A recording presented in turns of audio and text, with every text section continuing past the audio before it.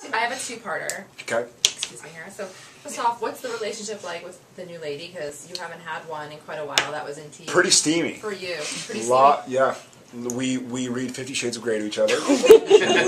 No, I'm just teasing. Are you petitioning for Christian Grey right now? I'm certainly not. I actually haven't even read it. But no, I do know the reference, which is saying something. If you haven't read a book and you know the reference, the relationship between Sam and Amelia, which I really enjoy, is done in retrospect, and so it's done mostly in flashbacks. And we will get into later in the season real-time relationship. But I've kind of been not petitioning in the literal term, in the literal sense of the word, but vocal about, like, guys, I love when shows will go back, kind of show what's happened, and I've loved the episodes of Supernatural that have done it, like I Know What You Did Last Summer, and I've loved episodes that have gone back in time and told a cool story that you can't tell in the present tense as well as you can tell in reflection. And so we see a lot of Sam and Amelia, is the character's name, in flashbacks, which is nice because we also see Dean and what he kind of did in his flashbacks. And so they're a nice kind of very opposite sides of the coin, where one guy is happy and content and living a, quote, supernatural Winchester normal life, and the other is in purgatory, fighting for his life. So we see Sam and Amelia kind of develop this relationship. They're both misfits. They've both gone through a loss, and they're both not outcasts so much, but they're brought together by a bizarre set of extenuating circumstances. And they find each other's arms and each other's minds and say, this is good, what we've got. Why look a gift horse in the mouth? Let's just kind of go with it. And so we see glimpses of it. And at first, maybe I become like a fangirl of the show, but I was like, a girl for Sam? Like, what's he doing? But as I kind of learned about the relationship, I was so happy to explore that role and that character. And Sam, from the get, has been hoping to kind of reinvent himself as the person that he always thought he was, which is kind of a backwards speak. But he was the one who in the pilot wanted to stay in college. He was at Stanford hoping for his MCATs or what LSATs to come back and have a good score. So he's always kind of fought for the normal life. And he's always fought for kind of the relationship. Not always to his credit, because he's taken some wrong turns. But I got married, so it's fine. Sorry, tangent. But we basically find out in retrospect what's happened. So as the show opens, the relationship's in the past, but it's still on Sam's mind. So part two then, transitioning from that, I mean, how willing is he to just jump right back into the old life after a year of having... Oh. Yeah, not willing.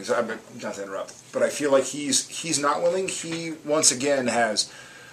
I think Sam in this season is different than Sam in other seasons where Dean was either in hell or where Sam was in hell, or...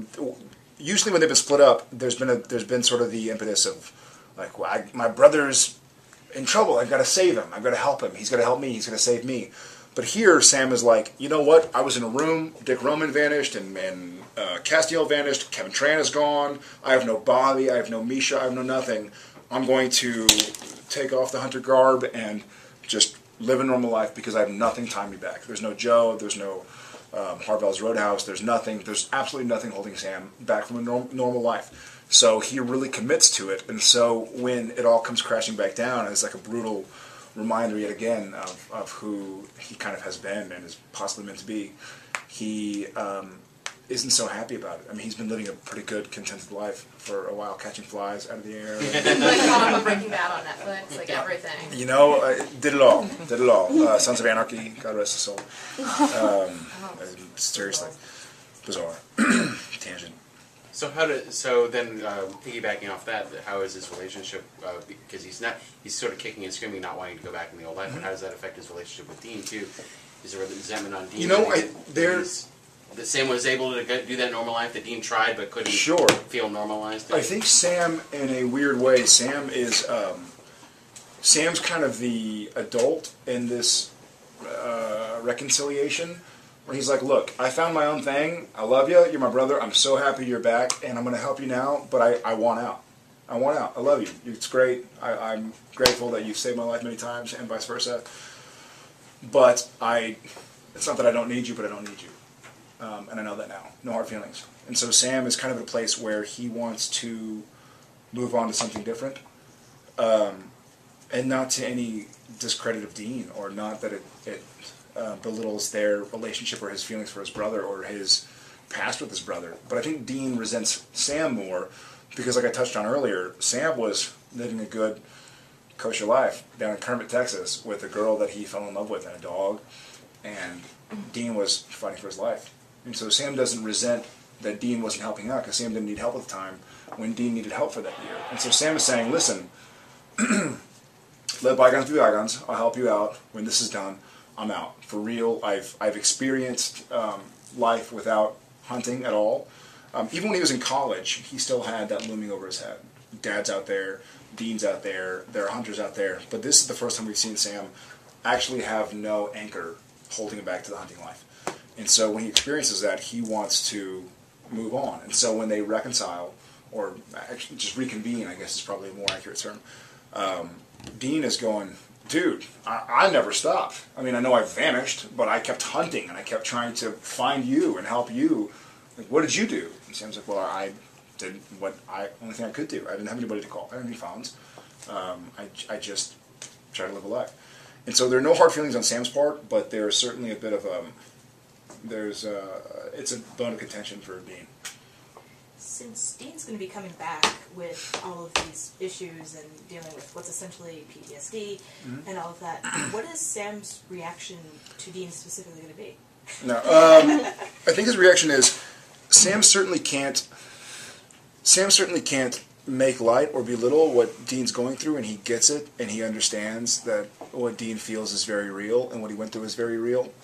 But Sam's moved on, and it's not he's not moved on to hurt Dean or to piss him off. It's not like, I don't need you. He's just like, guy, I love you. It's great. I'm glad we spent a lot of great years together. You saved me, I saved you, went through some hard times together, but it's not me anymore. Like, it's just purely not. And I know because unlike high school, unlike college, unlike Jess, unlike Ruby, it's not that I was searching for something and avoiding what was going on. There was nothing else going on. So I found out who I was without Bobby calling, without Samuel Campbell around the corner and the cousins. I mean, there was nobody. They were all gone and dead. And so I went off on a tangent. What was I was hoping to bring it back. How's he going to react to Dean? I think the way he's just going to specifically react to Dean is just try and help him out in the task at hand, and hopefully then do his own thing again. He's not going to leave him hanging and go like, I found happiness, have fun. He's going to go like, okay, I get it. I do owe you this. You've certainly done for me a lot more than anybody else has, and vice versa, but you've earned this, so I'll help. And this also, we both believe that we're on something that will end our hunting careers forever. So Sam's like, you know what? Perfect, because I know what it's like to not have an anchor into the hunting aspect of life, so I would love to actually not have a need for that hunting aspect of life. And if this can solve that, then I'm in. Can we just go back for a second? You mentioned that Amelia's in flashbacks. Does that mean when he goes back on the road with Dean, he's not trying to keep the relationship going? When we start, Sam's in a state of flux a little bit, and he's essentially, without trying to give away too much, most of what we see in Amelia, at least in the first third of the season, is in flashback. We will see her in the present tense, and Sam certainly hasn't written her off. Like I said, Sam didn't.